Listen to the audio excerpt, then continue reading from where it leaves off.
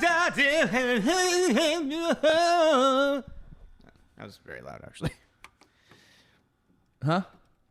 And I jumped in. No, Tie-Dye Jim. Tie-Dye Jim. You make a story about... Snap into a Slim Jim, oh yeah.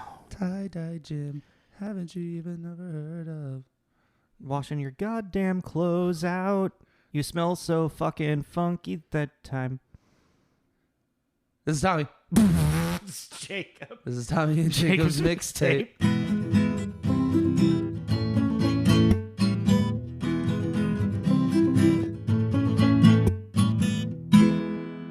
Hi, everybody. Hey, everyone. Chicka, chicka, chicka, boom. Wait, what is it? Oh, what is that from The Mask? Chicka, boom, chicka, boom, chicka, boom. Cuban Pete. Yeah. You call me Cuban Pete. I'm the king of the rumba beat. Yeah. That's a good movie. Yeah, we're in a music mood today. Yeah. Well, I sang karaoke the first time yesterday. What? Yeah, we came in here. I'm jealous. I wish I would have hung out. But we're not talking about karaoke or hanging out. Well, I mean, we are just hanging out. Hope everybody's hanging out at homes or in their cars or I don't know where you listen to a podcast. Maybe. Yeah, turn off your goddamn phone. Yeah, Be professional. Be goddamn professional. You probably wouldn't have heard it until you called it out. I had no fucking idea. All right, today is a review, and last week we didn't really know what it was. We figured it out, and we pulled out of our magic hat of movies that we don't remember what movies are in there half the time. That's like we waited the perfect amount of time. I think so as well. Like I have no idea what's in that thing now. And we drew the science fiction, horror, drama, weird movie Splice. Is this your first time seeing Splice?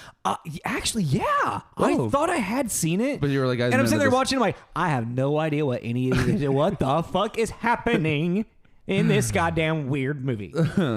Yeah, Splice. This is kind of weird. So initially released in October 6, 2009. Yes, in Spain. In Spain at a film festival. What was it called again? I had it somewhere. Stitches Film Festival. Yes. Which Festival of Fantastic and Horror Cinema. Yeah, and it's so initially it came out at this film festival, and then later in 2010 is when it finally made it to the States. What's weird is, and then it was released in January 22nd at Sundance in the USA, and then not even like released nationwide until June 4th of 2010. Yeah, so this was kind of a slow burn to actually get to main theaters. I did read some stuff about that, and it's like it just kind of like it didn't pick a lot of like steam up. I think this movie should have stayed in the film festival circuit. Yeah. Yeah, like it fit in there. Yeah. I get why it didn't do so well when it got mass produced. Yeah. Like this is a very particular kind of audience. Yeah. Well, it's got a 5.7 rating on IMDb. Really? I mean, I guess just really quick, so we can put like domestic, or where it was in the box office. It's like domestically in the United States, it was 129, and worldwide it was 160. Yeah, and for 2010. Yeah, it was all 2010. Yeah, for 2010, just like the top 5, Avatar came out, Toy Story 3, Alice in Wonderland, Iron Man 2, and Twilight Eclipse, which I don't remember which one that is, but that's one of them. It's 3. That like the third one? That's 3, yes. It just dawned on me. It's 3. Because it's Twilight, then Twilight New Moon, and then Eclipse. And then Breaking Dawn, Part 1 and Part Fuck Off. Part 1 and Part Fuck Off. The era of making 2 movies out of 1. Oh, and then Peter Jackson was like, nah, I'll make 3. Yeah. I'll make fucking 3 and really piss off. I see your 2. Hold my beer. Yeah. Come at me, bro. Oh, when we get into it, try to remind me something Fallon said while watching this. Okay. It's out of context now, but it made me piss myself. Okay. Was it like, did Jacob choose this movie? No. It was just like it was a reaction. It's a quote reaction from a scene that was happening. Okay. Okay. So yeah, 5.7 rating on IMDb. Let's just go into. Oh wait, what's the Tommy synopsis? What do we got? And I was also going to say a budget of 30 million, grossed about 27 million. Yeah. So it was a flop. It was a flop. Oh God, I muted it. I did. I muted it. I don't know what's happening. Let me make sure my alarms are off. So next week, I'm going to be doing some auditions for a new podcast co-host. Okay. I'm back. Oh yeah. Tommy synopsis. Okay, get back in there. Film child of Frankenstein and the movie Species that screamed Goldblum's Jurassic Park quote. Your scientists were so preoccupied whether or not they could that they didn't stop to think if they should. Oh, that's the quote you were talking about. Yeah. Yeah. What did I initially say? You were so concerned that you could do it. You never asked if you should. That's not the quote. I mean, it's close enough. Yeah, I know, but I didn't want someone to yell at me about it. I mean, I'm the one that's always misquoting shit. Yeah. You know, but yeah, no, that's pretty on point.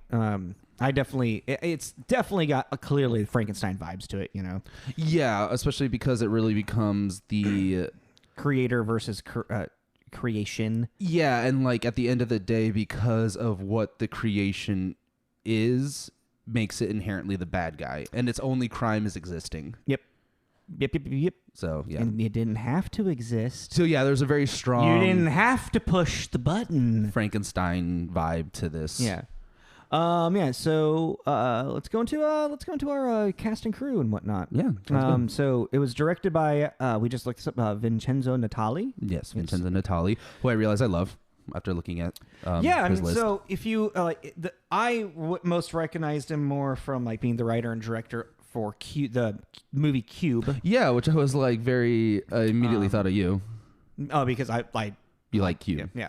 Yeah. So he's the writer and director for this. One of the writers, but that we'll get into that. And then he's also I feel like he's a lot more TV series directing stuff. I did not see Eek the Cat when I was first looking at that, and I love that. Oh, that's art department. Yeah, I was like, what? But yeah, he's directed like multiple episodes of the Hannibal series, of a couple episodes of Westworld, a couple episodes of The Strain. Which I love. The Strain. I know. Yeah, I figured you'd want to call that out. The Strain is fun. Really not like I think it was like if you go down like his earlier career was like more just some movies, and then he just kind of went into television. Yeah, and there's like there's a movie called Haunter. Yeah, that one sounded interesting. Right? Did you read that one? Yeah. Yeah, I was just like that. A teenager stuck in a time loop that's not quite blah. Yeah, it's like a evil Groundhog Day kind of thing. Yeah. So, I think that for context too, the most recent thing that he's done is a Netflix original called In the Tall Grass. Yes, that was also, I really want to find that fucking Tremors TV movie yes. that I did not know existed. That has Kevin Bacon in it. Oh, really? Yeah. Oh, weird. Huh. He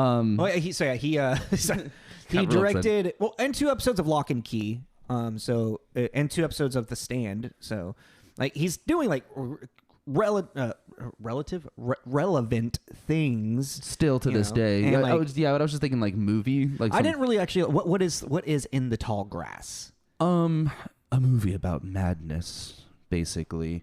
But it's a family cool story, bro. Driving through like mid country somewhere. Oh yeah. And your car breaks down, and it's one of those areas where it's tall grass, like 6 feet tall.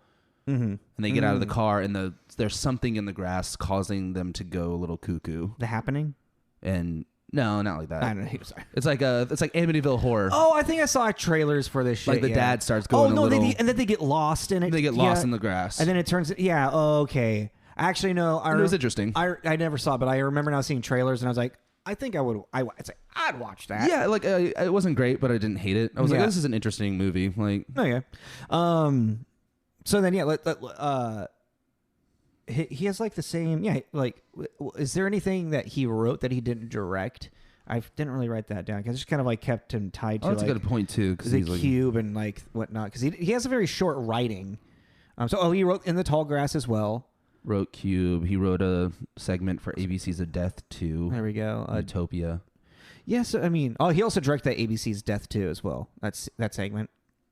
So yeah. Huh. It looks like the only thing that's up there is Theorem, which is announced, and then like a Cube remake. That'd be cool. And I mean, that's probably just him just getting like acknowledgement of the original. What is Cube again?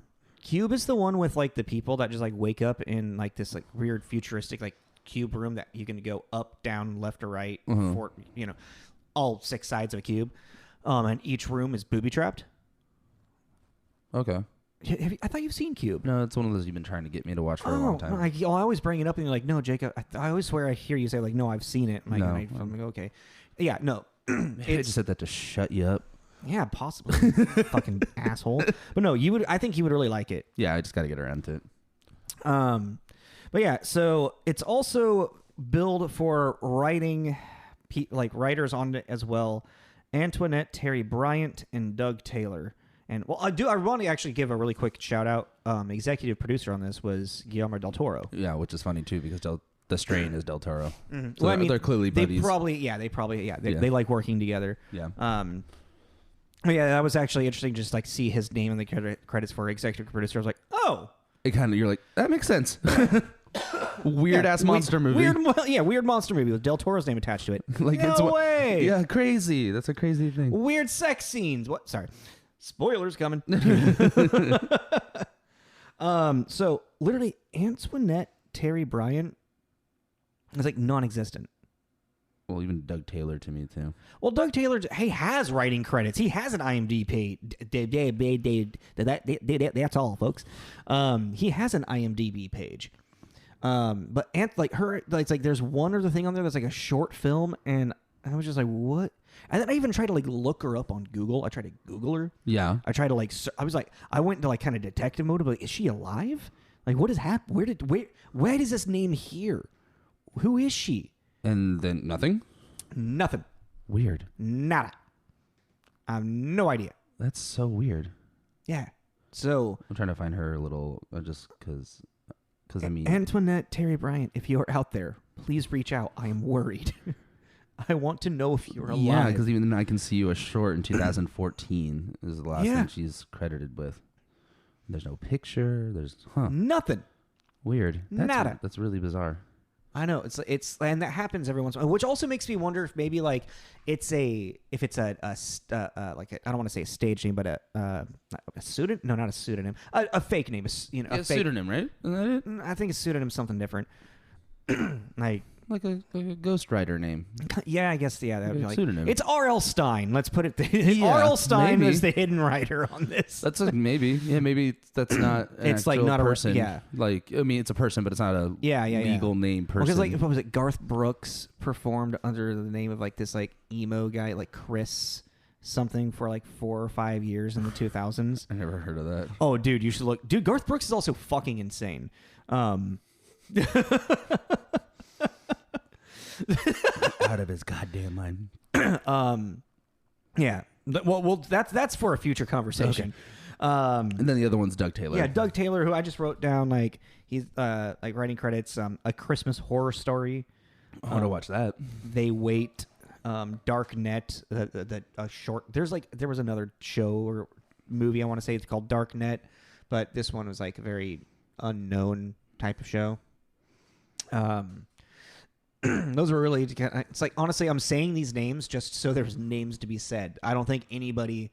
Oh, you have heard of this. I've watched this. A Christmas Horror Story? Yeah, it's great. It's like Santa Claus versus Krampus or something. It's an anthology, a horror anthology series, but it takes place during Christmas. Okay. He hosts it in like the main. Was that William Shatner I just saw? Yeah, he's the radio host of Christmas Eve, like narrating the whole thing. So okay, cool. Yeah, it's actually, I remember really enjoying it. All right, Doug Taylor. There's an entire fight scene, like a violent fight scene with Krampus and Santa Claus wrecking each other. It's pretty awesome. All right, so Doug Taylor. But he just did like screenplay or something, though, didn't he? He did. He wrote it. He wrote it. He wrote it. Oh.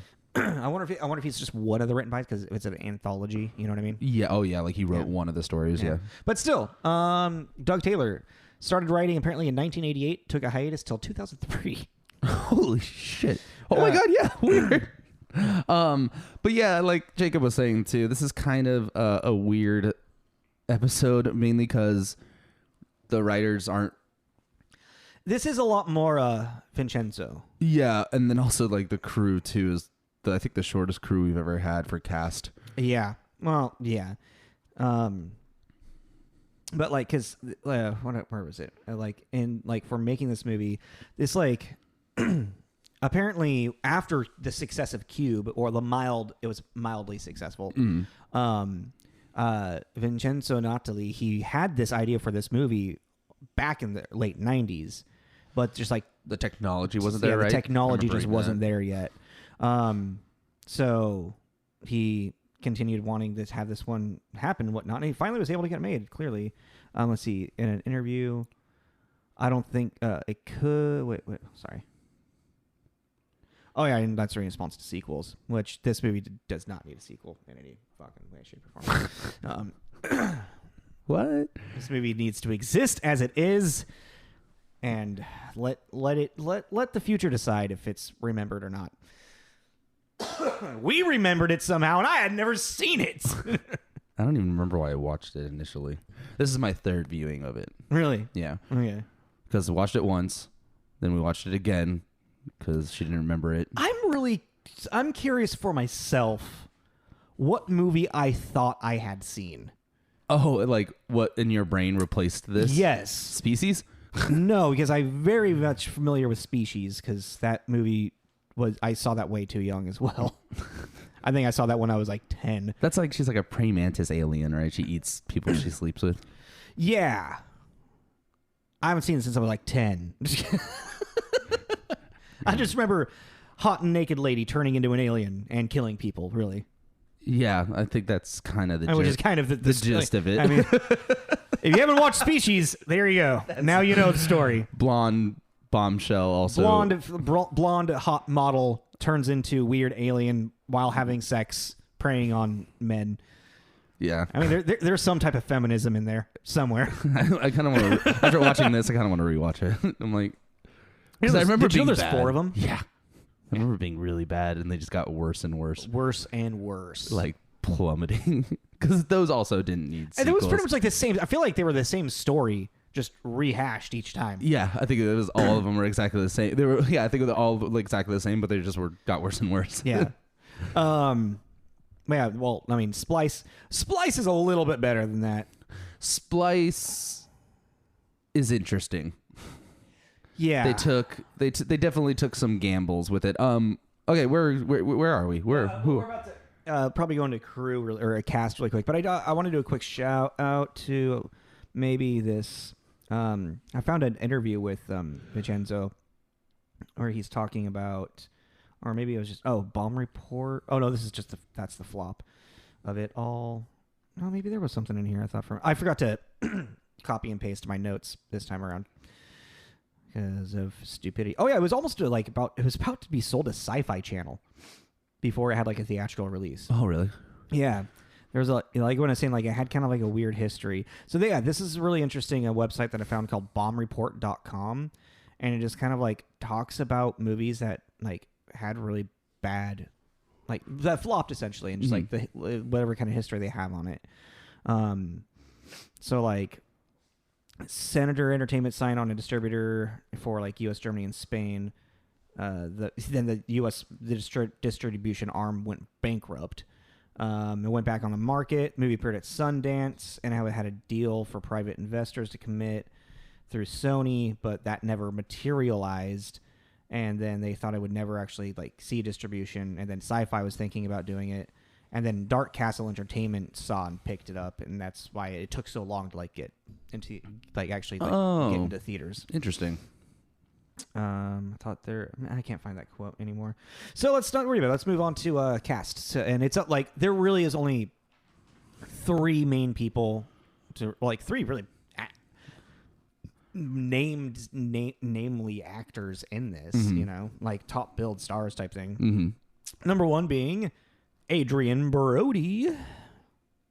Who I miss? I miss Adrian Brody. What do you mean? Where's the? Like, just doesn't really feel like it doesn't really do shit anymore. He just does like Wes Anderson films. That's fair. That's very fair. Think about that. Adrian Brody, the pianist.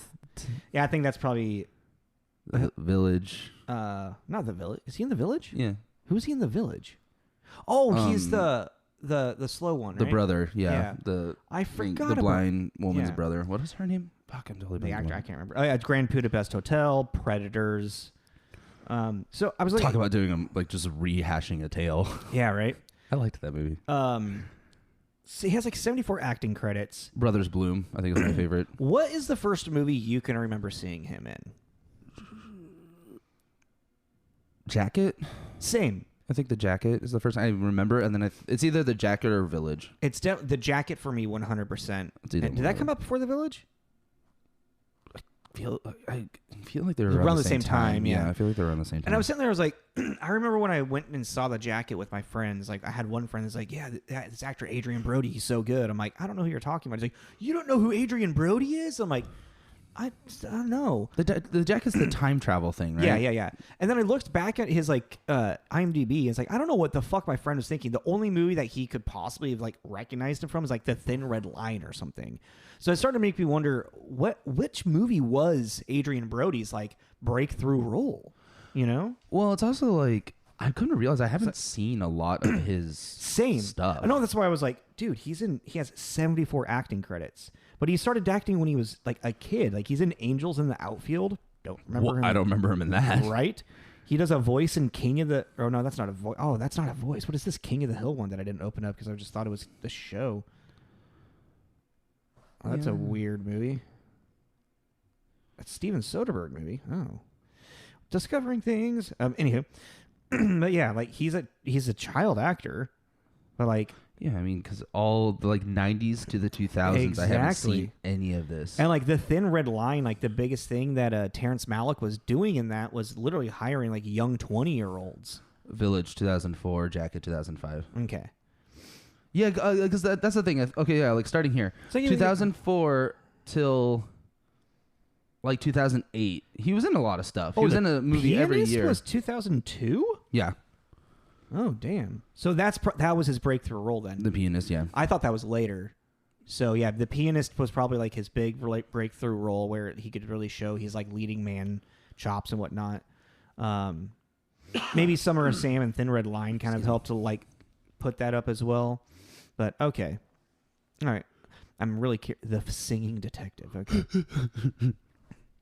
King Kong.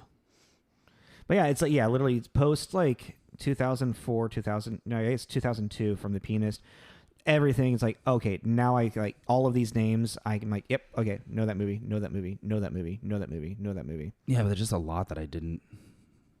Strangely, a lot that I haven't seen, but strangely a lot that I have. You know what I mean? Yeah. All right, so that's Adrian Brody. Yeah, sorry, we were discovering Adrian Brody. And then a co-star Sarah Polley. Polly. Sorry, I know. It's Sarah Polley. We had a joke earlier. Yeah. Which I recognized her more or less from the movie Go. I just remembered her from Dawn of the Dead, and I don't really remember Dawn of the Dead that well. So that's weird to me. I just remember like the zombie baby thing, and blood and zombies. I don't really remember much of the story. You ever played Dead Rising? Yeah. It's that. Yeah, fair. I remember it being Rames, but yeah, it's that. But I looked at it. She has no acting credits after 2010, and very little like some writing and directing stuff between 2010 and currently. So she also just kind of dropped off the map. Yeah, I think she just wanted to get out of like maybe the limelight in some way, but also. I don't know. It looks like she started doing it looks like she was like writing and producing and directing like documentary stuff. So I think she may have just like found like a passion. Passion. Yeah. Okay. And then Delphine Chagnac, who is a French actress. So if anyone, I was looking at her titles, didn't know any of them. If you can recommend anything, please let me know because I love French movies. But that's a pretty long list. And French words literally just look like alphabet soup to me. Yeah, you have a real hard time with French. I have such a hard time with French. Hard time. It's like I have such a hard time that I project it like into hatred. Remember those French guys that we met at Linda's that one years ago? No, because I probably would have not enjoyed any of that. I don't think I was there for that. No, you were. Was I just not into it? No, we were talking to them. We were having a cigarette and we were chit chatting with them, and I don't know how it came up, but French came up, and then they were like, "Oh, what is your impression of a French person?" And we both were like, "We're good, like we're fine. We don't want to do that." And they're like, "Oh, we'll do on our American one," and we're like, "Sure, whatever." And they fucking turned into cowboys. Oh, yeah. Oh my God, I remember this now. Yeehaw! Like, yippee-ki-yay! Like they like did this super southern cowboy accent, and then we laughed and we immediately looked at each other and just in sequence went, "Oh!" And they lost their shit. Remember that? Now I remember that. That was a fun night. Oh man! And we became buddies with these rich dudes. Oh man! Oh, I'm friends with a French person. Anyway, sorry. There's a little tidbit on our history. Yeah. So yeah, Delphine. She's a French. She's recognized more as a French model, but she's like French model actress. Okay. Cool. And apparently they didn't really do much for the special effects for her eyes in this movie. Just a little tweak. But, well, have you seen what she looks like, right? Yeah. She doesn't. They just like kind of like they just did a little bit of like a camera like spacing to like make her eyes look a little bit wider. Yeah. But like the size of her eyes and all that stuff. There's like they didn't do much at all to that, which is fucking cool. She's very, very French model looking. Yeah. She's very pretty, but she's very bizarre looking too. She's very interesting looking. Mm-hmm. She's not your like run of the mill kind of model. Yeah. She's a very unique looking. But she also seems model. like it's like she has that you can just like that symmetry. Yeah. Mm-hmm. But also like there's something about that symmetry that can also be off-putting. Yeah. You're like it's too even. Yeah. It's too even. Are you gonna prey on me? Yeah, like she was a really good casting for this because she's a very interesting woman. She's very, like I said, she's really pretty, mm-hmm. but she's very unique looking. Mm-hmm. She's very different looking. And also like good props on her for this movie because like it's a very it's not a vocal role. True. So a lot of like physicality. Yeah, and but for someone that's not like really a trained actor. Yeah, like there were moments where it got me, and there were moments where I was like, I can feel like you're kind of overdoing it. I mean, well, when I'm trying to like deliver emotion without words, yes, but like really like committing to the movement and the physicality of the character, I was like, all right, cool. Well, and even then too, she was very on hands on mm-hmm. the creation of the movement. Yeah. Like she was like in the room as they like, especially when for like the young CG version of her, mm-hmm. like she was acting it out to like make it like a nice transition into the adult. So mm-hmm. like her movements as like the baby creature, She was putting in the work. Yeah, she was putting in the work, which is cool. I like it. Thank you, Delphine. I appreciate it. So yeah, what kind of reviews did you find? Here actually. Any good ones? Bueller? Pull up because I like to just have the Metacritic because you get those fun little blurbs. Zingers? And then I have my little, where is it? Huzzars. Oh, another, so Roger, what? No. Sorry, everybody, we're having technical issues. There we go. Welcome back from technical difficulties. And we're already back from what I said. Roger Ebert had a pretty good review. He actually liked it. God, the movies I think that he's gonna rip apart, he never does. I feel like, okay, before you read it, I feel like he'd be kind of like, I don't ever want to say Ebert, he's never really on the fence, but I could see him kind of like sitting on a fence with this one, like appreciating aspects of it being, but also being like, but it's just not good. Yeah, because like even I was saying too, I think this movie took risks, and I appreciate that. Mm-hmm. Did it work out? No, not really. But and then I spilled water on my book. The script blends human psychology with scientific speculation and has genuine interest until it goes on autopilot with one of the chase scenes Hollywood now permits few films to end without. Basically that, like what you just said on the fence of like, I see things that they were trying to do that didn't, but it just became formulaic, I guess is a way of putting it. Yeah, like I definitely agree with that. And then Billy Goody Kuntz, which great name, from Arizona Republic, An unruly mix of science, morality, family dysfunction, horror, and finger down the throat, gross out ridiculousness. I really like that one. Yeah, I thought that was fun. And see that with about the what it said with Family dysfunction. Family dysfunction, yes. Because this movie definitely has a lot of different themes of. There's a lot. Yeah, there's a lot going on. There's a lot going on, which is why that's also another thing. I think this movie couldn't really focus in one direction, one theme, one idea. Yeah, but also I liked that even though it was kind of like a lot going on, I never really felt like the shoving your face in it. Like there wasn't a bunch of unnecessary a lot of it was implied. Like there wasn't a bunch of their personal dysfunction from their family. There wasn't like an unnecessary flashback. It was all just dialogue and physical responses to things. Yeah, but it was like just shallow enough where it's like I feel like it's getting glossed over a lot. Yeah, I could see that.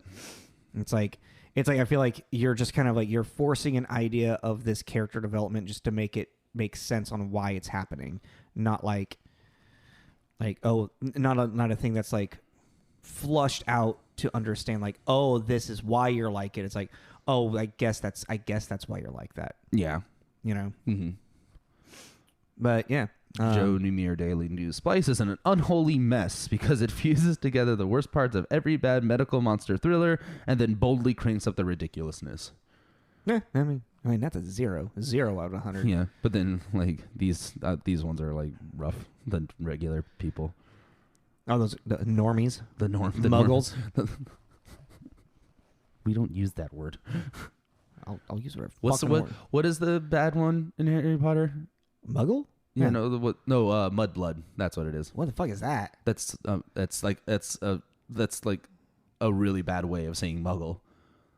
Really? Yeah, like a mudblood. Like Hermione, like what's the stupid? Wouldn't like a mudblood be like someone that's mixed between a Muggle and a wizard? What's his fucking name? What's the little bitch ass name? Blonde boy. What's his name? Draco? Malfoy.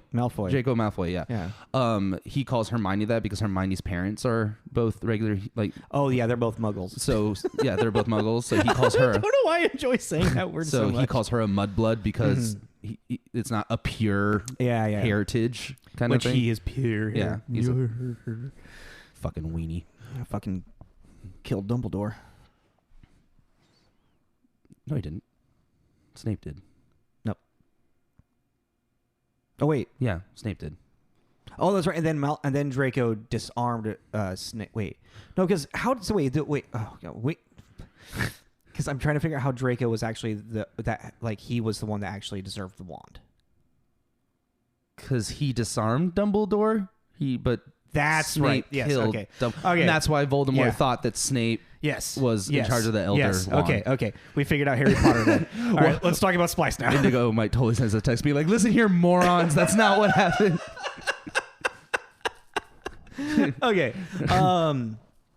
Let's go into my review now.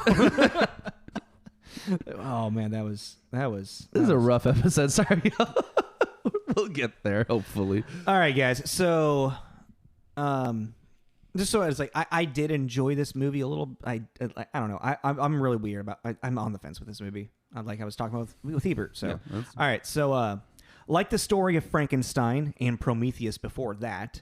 Splice is a movie that explores the themes of playing creator and pushing the knowledge of science too far for its own good. Following biochemists Clive and Elsa, we are introduced into the science of splicing, designed to create life from nothing, attempting to find a cure for every ailment in the world. After being denied to continue their successful work creating blobs of animals by introducing human DNA into the sequence, Elsa decides to do it anyway, and Clive doesn't stop her. This is where the movie starts to decline, in my opinion. The characters begin to make irrational choices. The script never fully explores the continuing, evolving Dren that they created and the animal DNA that she is built with, and ends in a very questionable fashion. Overall, the movie is extremely successful at creating tension and presenting the question of what's going to happen next. But I feel it underdelivers with its plot holes, a script that I believe never understood the science of it, and poor character development. And a weird sex scene. Like, weird. and terrible costume design.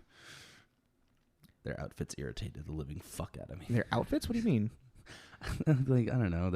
They're edgy scientists, so he's like got a lab coat with like military badges on it and shit. It's so fucking annoying. He's wearing like studded belts, and I don't know. It's just really. It was 2004, man. Come on. So. Or like, 2009, I mean. It is we're not making our breakthrough because we're listening to this fascist bullshit. Like, shut the fuck up. Yeah, it's a weird script. Yeah, it's weird. So yeah, you're really on the fence about it. Yeah, because I feel like there and like even like thinking about Vincenzo Natali and like what the work that I've seen from him, he's always got like, because Cube, very interesting idea, very strange. The execution just kind of like falls flat a little bit. I think Cube is just a very unique and original idea, which is what I really like about it. I haven't seen an idea like Cube in Hollywood in a very, very long time. But like I can see like this work is like this is his version of Frankenstein. That's the thing is like I feel with a lot of these reviews, like a bunch of them are like, God, how could anyone like this movie? Just like and it's like it is a modern telling of Frankenstein. It's like Splice, a modern telling of Frankenstein, a tale of the modern Prometheus. Yeah, because like Frankenstein, that's its full title. Yeah, yeah. It's like it really is Splice : a modern telling of Frankenstein : the modern tale of Prometheus. But that's the thing is you have to go in with this idea. It's an entire movie about playing God and the ramifications of creating something that you don't fully understand.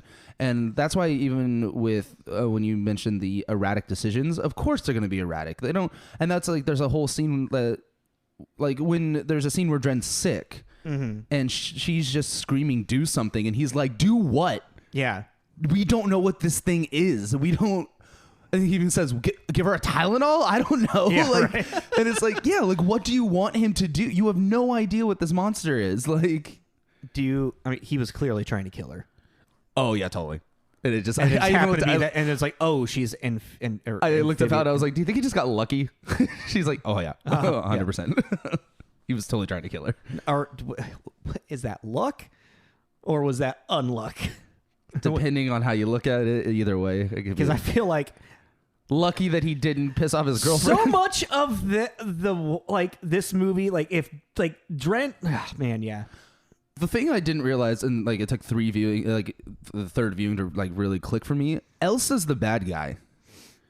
Yeah, she is the one causing. I mean, granted, he could have stopped it. Yeah, but she is the driving force behind this entire situation. Like almost every conflict that gets a little bit worse is because she escalates it. Yeah, she makes it worse, or she and worse. refuses to acknowledge what's happening. Yeah, and I just never realized. I'm like, you are the problem in this movie, and I think that's why I don't like her. I remember really not liking her as an actress, and I came to the realization I'm like, no, I don't really know you as an actress. I've only seen you in like one other thing.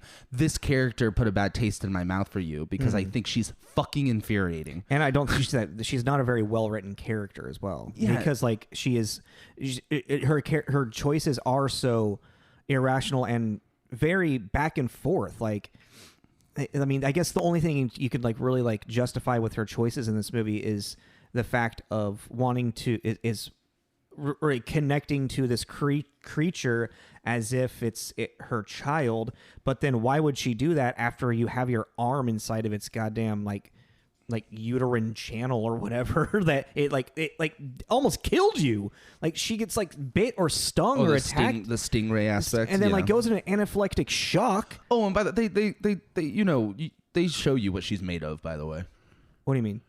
You're like the animal components. Yeah, and I tried to find that because I wanted to do a list. I have it. You have the list? Yeah. Okay, what are all... It's 6 or 7? Salamander, kangaroo, bird, fish, horse, stingray, and then the very last one is like a leaf. So some kind of plant component. Oh. Which I was like, okay. Because that's what Fred and Ginger are made of. Should we actually... We're now talking about it completely out of context. Should we now explain a little bit of the movie before we get into that? I think it's time to go through the movie, yeah. Okay. I kind of like this. Okay, so this whole movie is taking like it's Splice. So it's like he was saying, it's about geneticists, biochemists that are working for a company basically to create the perfect protein to cure diseases, and it starts off with livestock. What's the fucking it's like stem cell research type shit. Yeah, like that kind of shit. But so they make these weird creatures, these little blobby creatures that they name Fred and Ginger, that can produce proteins to make medicine. They use it for livestock, but then they realize, oh, if we were able to put human DNA, that will open up an entire plethora of other things that we can cure. Yeah. The company's like, no, we don't want to do that because we're moving into phase 2. Where find the protein. The moral consequences, I guess, of it. I don't think it's like consequences, but the moral outrage. That's what they say. Moral outrage. Yeah, because you can't. You're not supposed to test on humans. Whatever. Well, it's like, think about when they cloned the first sheep. Like, everyone freaked the fuck out, and that's kind of what this company is worried about, the ramifications of messing around with human DNA. Yeah. But then Elsa's like, well, no, and convinces her live-in boyfriend scientist Clive, right? Clive? Yeah. That they need to put the human DNA in it in secret just to prove that they can do it. Yeah, to themselves. And he's like, what's the point of doing this without publication? We're scientists. Yeah, like we're not kids playing in a goddamn garage.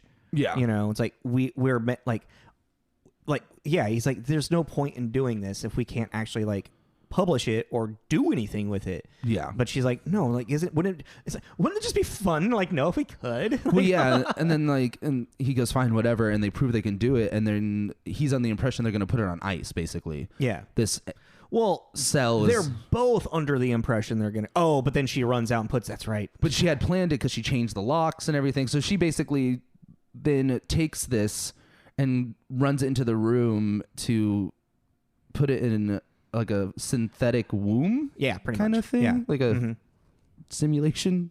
It's all a simulation. 110001001100. But then it like, so like that's the thing is like I don't want to like shit on her too much because I like it very much. Clive's character, Adrian Brody Clive, could stop this at any point, but it seems like he was up to the point he could have stopped it. Like he broke in. Right. He was like, what are you doing? You're really not doing this, are you? Like, he's kind of in disbelief. And then she locks because she changed the locks. And he's like, whoa. And then finally gets in. And then she convinces him otherwise. Very, very well, too. Yeah. Like, because everything she, like, so first it's like, I just want to prove we can do it. Then it turns into, well, don't you want to know if it worked? Like if it actually is feasible to make it. And then she just keeps adding this. She's really touching base on the scientist in him. Yeah. The curiosity, and she's really like, and she's pretty manipulative. Yeah, no, exactly. And it doesn't, I mean, now since they are together, there's also like, if I do this in a sense, because they've already talked about that at this point about having children. Yeah. In a weird way, if he kills this, he's killing a baby that they like, an idea that they've had together. You know what I mean? Yeah. The whole romantic aspect is definitely part of the equation. So then like even just like through the growth of this thing is it, and it clearly, as she becomes like maternal towards it, and he become they both become very paternal for this weird creature. Like even before that, it's insinuated that this is like this project is their baby. Yeah. Mm-hmm. I just thought. So there's so many, like this movie isn't really. Yeah. So I'm gonna try. So essentially, it works. It works, and then they don't realize it starts to grow at a more rapid rate than they were expecting. Red flag. Exactly. There's so many red flags that are ignored in this movie. And is this before? Yeah, Fred and Ginger are still male and female at this point. Yeah. So and then Elsa like tries to it's like dies and then comes back to life. Did you see like when his heart rate stopped and whatnot? Which I'm sitting there and I'm like, well, that's gonna come back later. This thing's gonna die and come back to life. Yeah. Which, a really bad scientist. No, exactly. That's what I'm talking. Is like that's like the script doesn't seem to understand the science behind, and these characters is poor development for them. Like, if they were like, if they're biochemists that are so fucking good at this, they would be noticing little red flags on like shit like this. Yeah, you know, well, because like you were saying too, it's like every time it dies, this creature dies.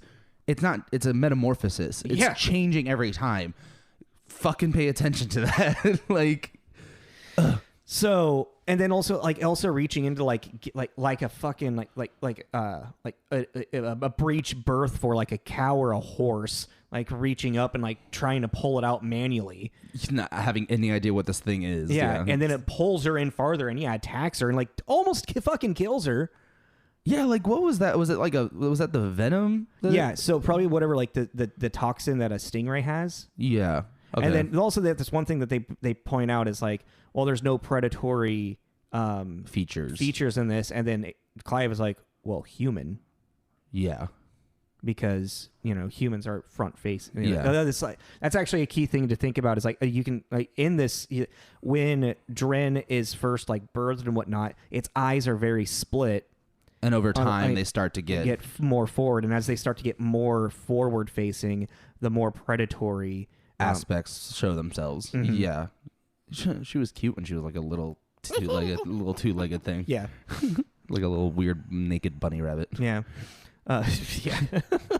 Slowly growing arms in a weird way. Yeah. Yeah. That was weird. I mean, so their world kind of starts to fall apart as like now they're trying to like Elsa decides to like start raising this thing as like its own child, but still like a science experiment. Like, it's and like so she kind of weird. like she convinces Clive to go along with it in a sense of like this thing grew so fast, we're gonna see its lifetime in a matter of moments. Yeah, its entire life cycle is gonna be like basically she uses we don't need to kill it or terminate it because it's gonna die anyways. Yeah. So why don't we just study it? And what's the worst? Her whole mentality is what's the worst that can happen? What's the worst? Everything.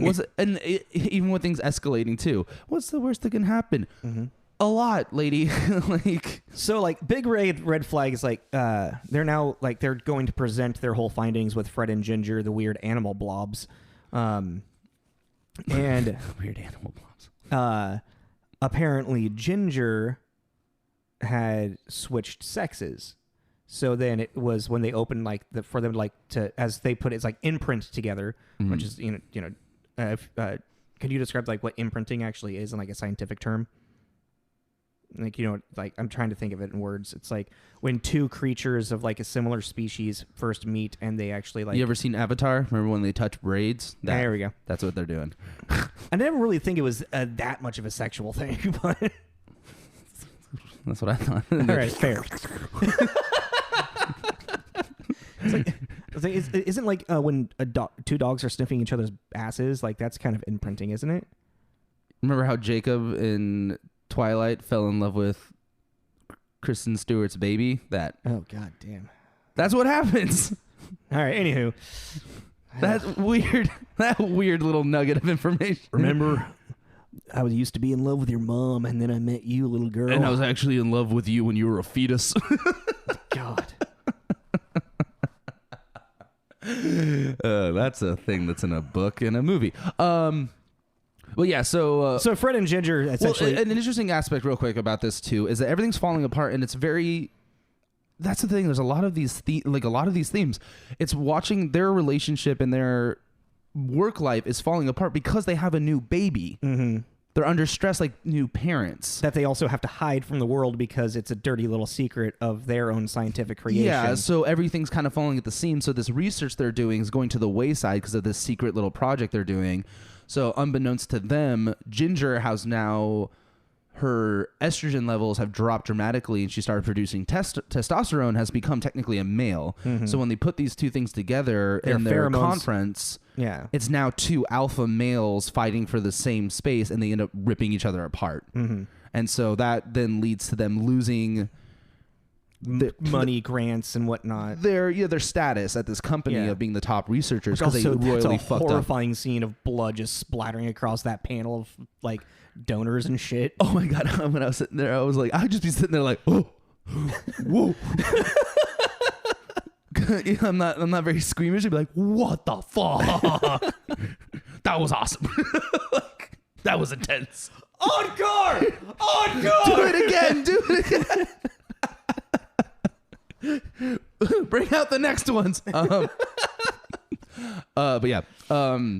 So then they end up having to like take Dren, who's now like who's grown up by this point. Well, I just want to point out that right after that, like the CEO of the company, oh yeah, like sitting there, like I just love that after all the bloodshed and everything, they're just sitting in the boardroom, and she's just sitting in the middle of like seat, just kind of with her hands on her head, like, what the hell happened? It's like that could not have gotten any worse. And Adrian Brody is just kind of being Adrian Brody about it. He's being very quiet, but he's got blood all over him. He's just kind of like, so basically, Ginger turned into a male, and she's like, you're my top biochemists, and you didn't notice that she changed genders? Like, what the fuck is wrong with you? Just the whole interaction. She's just like, I mean, she's not wrong. Yeah, she's just like, we are royally fucked, and you didn't notice. It was just, I just really appreciated that scene, because she's just like, these fucking morons. It's like, you literally put the nail in the coffin in her entire company in a matter of moments because you weren't paying enough attention. And her, yeah, she was just good. I liked her. I liked that whole sequence. So things keep spiraling, and they now have to get Dren out of the laboratory because whatever people are going to be taking stuff over and remodeling or whatever. Yeah, and by this time somehow she's a teenager at this point. Yeah, Clive's brother has discovered what's going on and is all freaked out about it. Who was also one of their lead scientists. Yeah, like it was like he was like their main assistant scientist. So then Elsa just happens to have a farm that her mom had, but her mom's dead. Apparently her mom was abusive, which also starts to kind of make me wonder, like, oh, I see why Elsa's being kind of fucking maybe Looney Toony. Yeah. Well, even looked at, when that all happened, I looked at that and I'm like, you don't have a farm that you're not telling me about, do you? And she's like, hell no, we'd be living on that. I was like, okay, cool. Because if you had a farm, like, beginning of lockdown, we would have moved to it. A farm on Hawaii? Fuck yeah. Yeah. Like, we could do that. She's like, no, I don't have a farm. I was like, good. Because I think that if you have a farm, you should probably let your significant other know. Yeah. Just personally. Well, yeah, they're not married or anything, but you know what I mean. Yeah.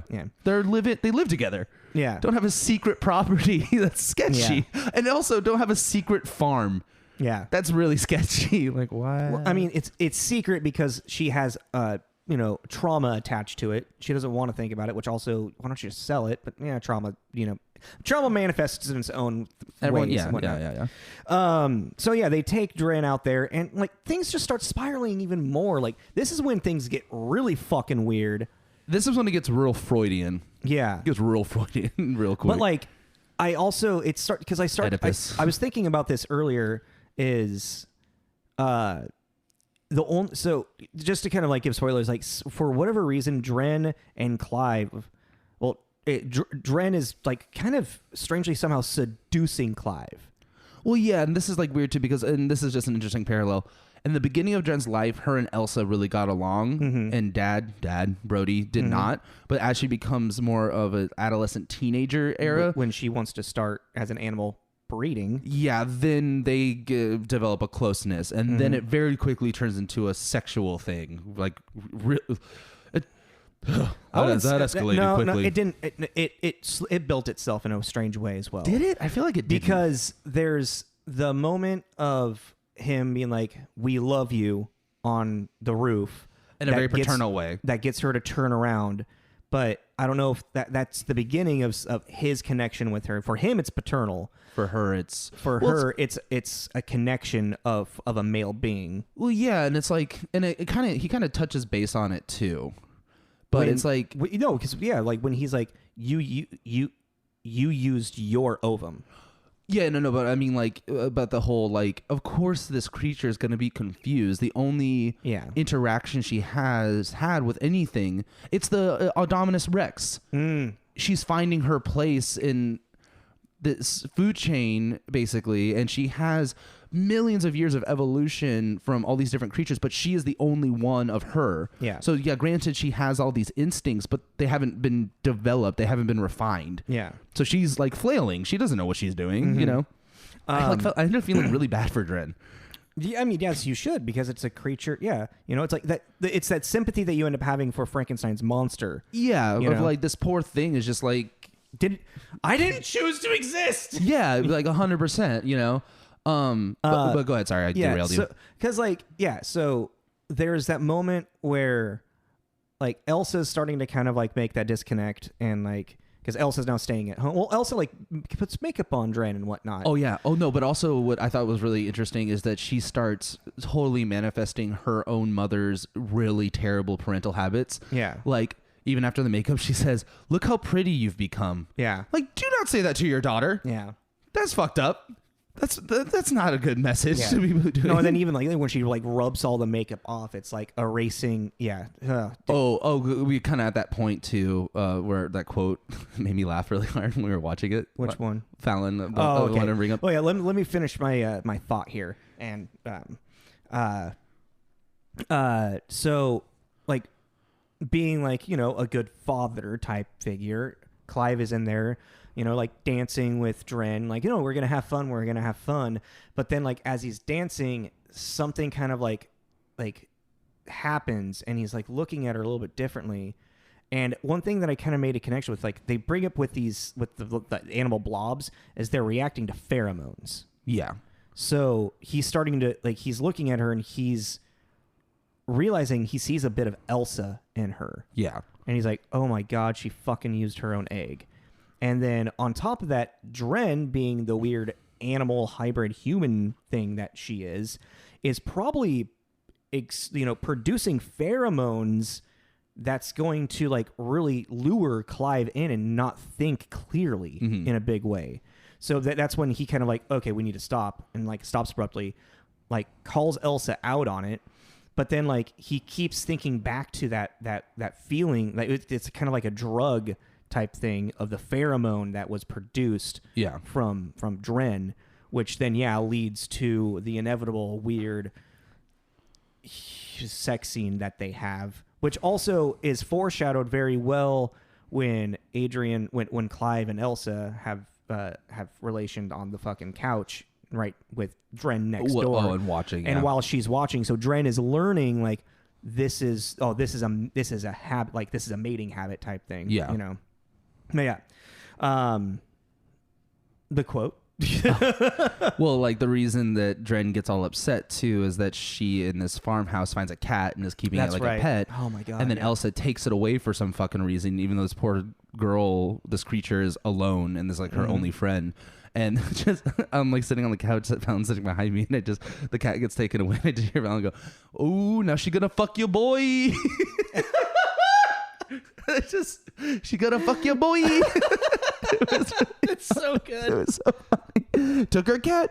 She's gonna fuck him. But yeah, that was Well, and it's like it's from the cat to Dren now, like, and also like you can like Elsa finds like drawings of Clive. Yeah. Like she's become obsessed with Clive. Yeah, and this is weird, but that's like, and yeah, so it becomes this weird kind of pissing contest in a weird way. Mm-hmm. Like for Clive and his affections, but it also like it really the whole Elsa thing, and then the next day she brings the cat back and she gives it to her.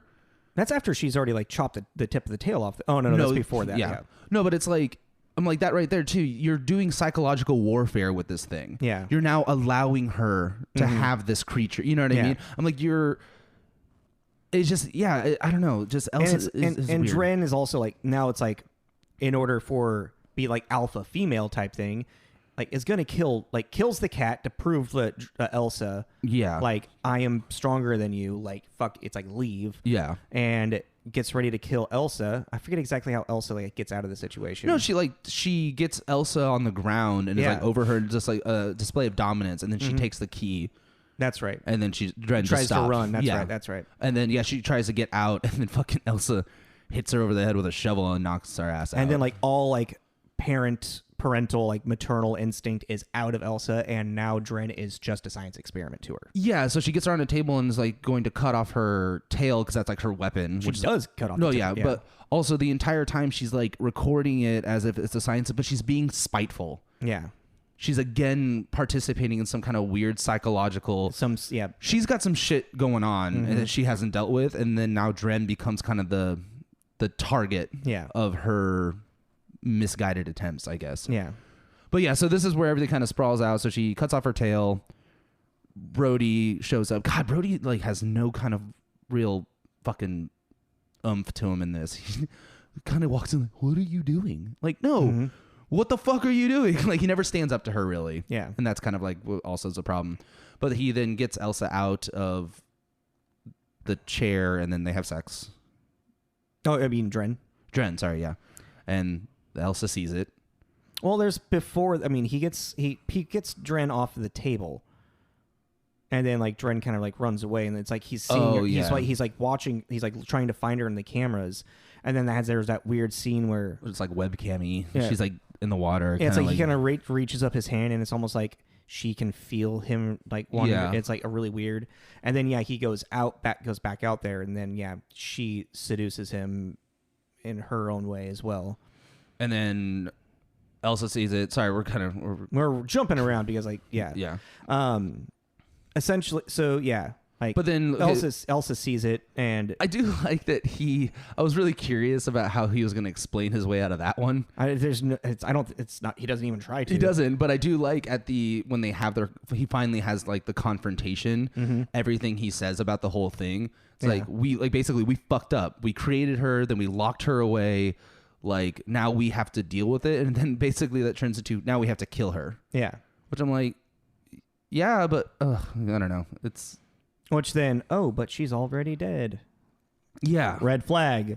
So they bury her, don't double check that she's dead. And this is when it comes back around. Wait, what happened to Ginger? Oh. She turned into a boy. Metamorphosized. What happened to Dren? Oh, turned into a big ass alpha male and looks terrifying. I thought male Dren was super terrifying. He was. He was like 7 feet tall and like the makeup was really cool. It was still evolving. Yeah, female Dren was very pretty and like very elegant and very like kind of like and lanky then so like fucking male Dren, there's a horrible goddamn rape scene with Elsa and Dren. I feel like so basically talk about like trauma on top of trauma. Dren, so there's like, this is what Ebert was talking about. This is when it becomes the run-of-the-mill kind of like monster chase scene, but at the end of it, and I think this very much made people drop out of the movie 100% was this whole scene. There is a rape murder scene and it is very uncomfortable, and I really think that people that were even an ounce interested in this movie immediately went and also out. It's like, because application of like different like lenses of theories and whatnot is, if you apply queer theory to this movie is automatically attacking transgender people, because it's saying that now this person that was one way that went the other way is just going to be predatory for any type of person that they are attracted to. It's like a really strange. It's applying when you apply. That's what I'm saying. When you apply a lens, it's like why Rocky Horror Picture Show there is kind of problematic, because Dr. Frankenfurter, how he's seducing Tim Curry's character. How he's like seducing. I've actually never seen it. How he's seducing people in some of the trans community. They're like, this is a bad representation because it's making it seem predatory. It's not an actual consensual connection. So that's kind of like where I'm looking at the Splice in this way. I was like, especially in today's world, today's like audiences, and today like what we've learned over the years and whatnot. This movie definitely has its metaphorical sense of sex change is not very well placed. Okay. Well, it's just like it's that golden rule of movies too. It's the last 10 minutes need to be the best. Yeah. If you fuck up the last 10 minutes, that's all people are going to remember. And the ending of this was very, very rushed. But you're going to remember the last 10 minutes of this goddamn movie, though, because so much strange shit happens. But it leaves a bad taste in your mouth. Yeah. And so this whole thing happens, and then Clive gets Dren off of Elsa and then ends up getting killed in the process. And then Elsa he stabs Dren through the chest with a giant branch. Yeah, Val goes, there is nothing in her genetic makeup that would make her live through that. Salamander, maybe. So I was like, maybe. But also, like, we don't know what her anatomy is. We don't know if he hit anything. That's true, yeah. You know, like, she might bleed out over time, but her heart could have be like in her missed throat. every internal organ possible. Or vital organ. But then Elsa like smashes her head over with a rock, and that's kind of the end of this chase scene. But then it leads into another weird part of the ending. It shows that Elsa is now back at the company, and the CEO is basically like, we have a cauldron of medical mysteries discovered through the body of Dren. So they got the body of Dren. Oh, no, it was the protein that Elsa made with Dren's DNA. Well, that was the initial thing, but she said that also there's a bunch of other things that we can learn from this body and this DNA. And then basically Elsa needs to sign a non-disclosure agreement because she is pregnant, and it is implying that she is now a living incubator for Dren's child, and they don't know exactly what it is. And also, it's kind of insinuated that this is only like maybe a week or so from the events of what just happened. I think it's longer. Her scar is her cut scarred up. So maybe a month, but like even so, it's like it's not like a scab; it's an actual like scar. Yeah, so like some time has passed. I mean, she looks like she's about 7 months. She's very pregnant. And she's definitely the pregnancy is happening at a faster rate. Yeah, than a normal human pregnancy would. What would that do to the mother? Huh. Weird. That's a weird concept. Maybe that's why there's not a sequel. Elsa didn't survive. I don't know. But yeah, so it goes into this whole... Which, yeah, it ends in like an ambiguous ending like that of like, oh, well, now there is a Splice child, a Dren child out there. They basically made it that if they wanted to do the species treatment on this, they could. Yeah. They opened it up for another one. Even Vincenzo... he said that like I like to leave my movies open-ended like that in like a questionable fashion.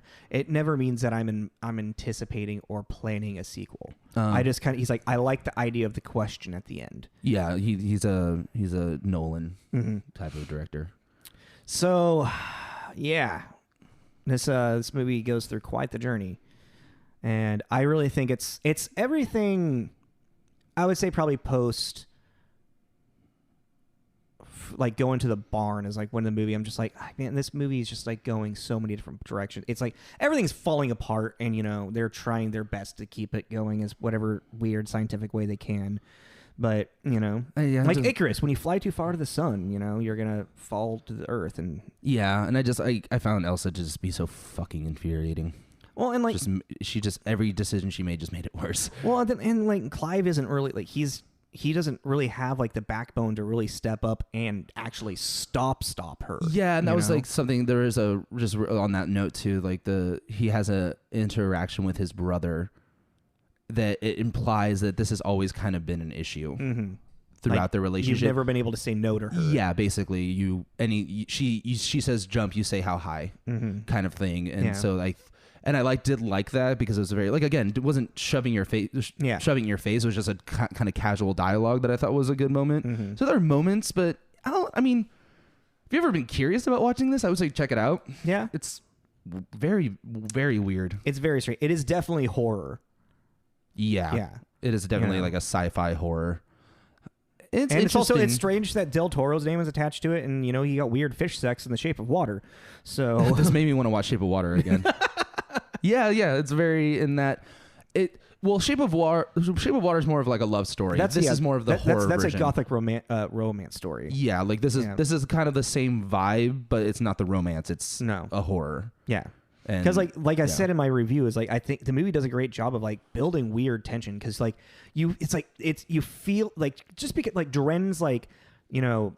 Physicality is just it's very unsettling, but you see these people loving for this monstrosity in a sense, and she's all clicky and she makes unnerving noises.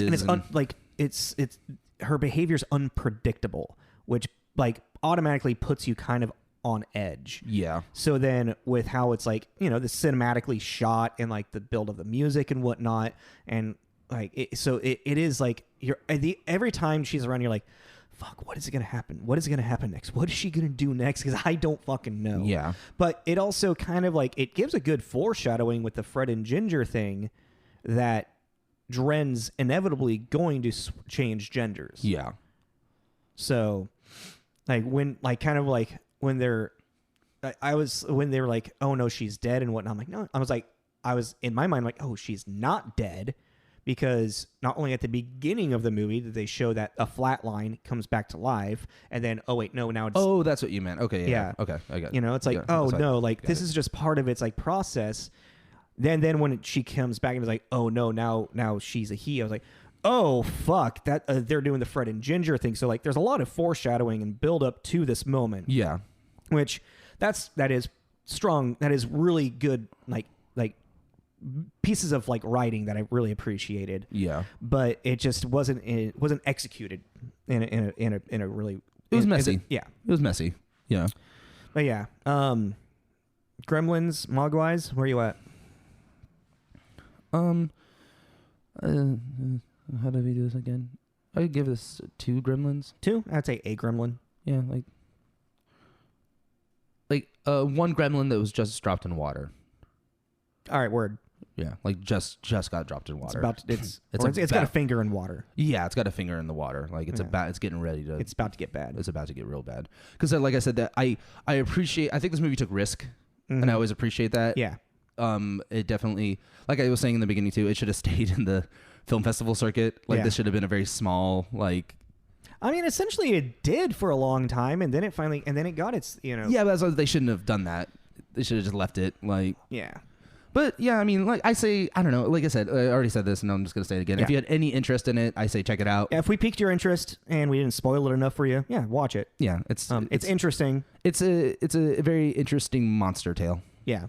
Yeah. But it's got a 5.7 on IMDb. I mean, I would leave it there. Yeah, I was thinking when I first finished it yesterday, I was like, I think I might give this lower, but as we've talked about it, yeah, I know 5.7 is probably pretty on. It's probably like where it should live. All right. Yeah. Well, next week we're just going to be discussing some. Actually, did we figure out? No, because we're kind of going week by week right now. Yeah, we don't really have it planned out. Okay, well, have a good day, night, weekend, because Friday. Happy Friday! Yay! All right, thanks for checking, watching. Don't forget to share, subscribe, all that stuff, all that fun jazz. This is Tommy. This is Jacob. This is Tommy John Jacob. Bye.